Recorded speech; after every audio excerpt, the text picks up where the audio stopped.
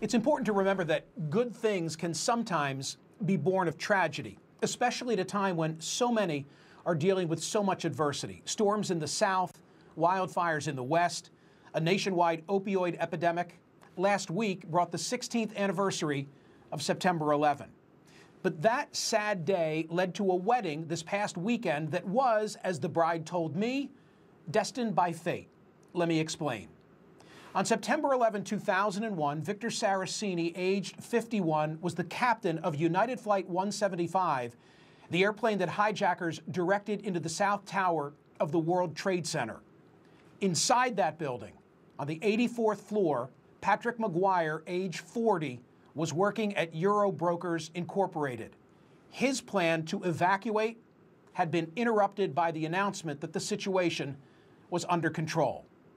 Each man left behind a wife and children. The Saracenis seen here had 2, the McGuires had 4. Last weekend in Austin, Texas, Victor Saraceni's daughter, Brielle, married Patrick McGuire's son, Sean, before a gathering that included their mothers, Ellen Saraceni and Danielle McGuire. The meeting of Brielle and Sean was hardly a coincidence. Each was only 10 years old when they lost their fathers. They met 2 years later at Camp Better Days. That's a camp established to provide support for the children who lost a parent on 9/11.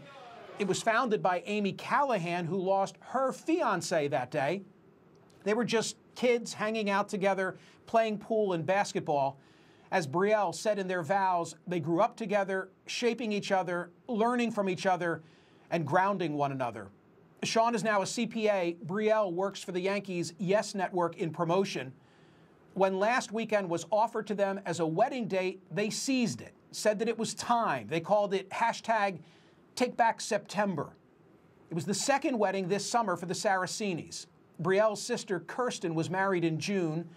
Ellen, their mother, said she felt a great void not having Victor there to walk the girls down the aisle.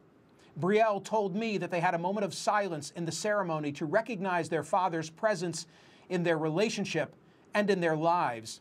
She also wanted to mark a spot for her dad, so she placed his captain hat on a seat in the front row.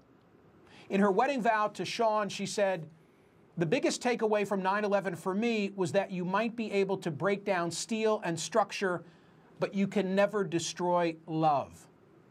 We wish these 2 children of 9/11 victims many years of health and happiness. And we'll be right back.